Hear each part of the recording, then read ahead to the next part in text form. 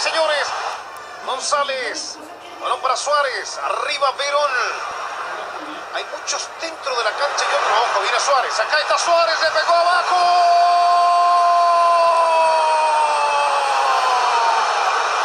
Golazo de Luisito. Golazo de Suárez. Para que se paren todos los yorumbas. Para que no queden dudas.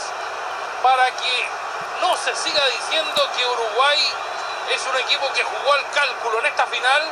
Salió con todo. Decíamos que era la oportunidad de alcanzar la gloria.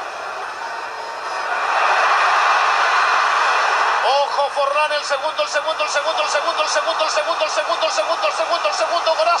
Golazo. ¡Gol!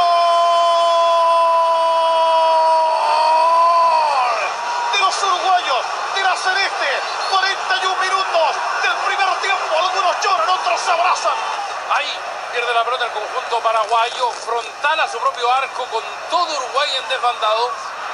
Abierto Cavani. Por este otro sector está Suárez, pelota para Forlán. Golazo. ¡Gol!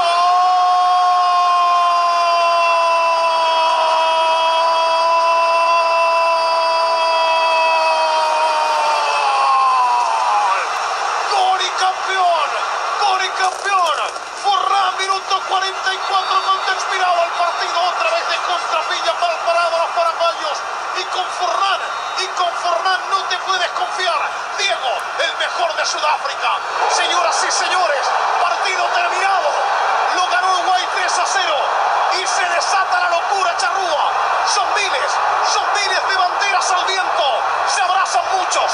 Los más pequeños lloran. 46 se cumplían. Y Uruguay le ganó 3-0 a Paraguay.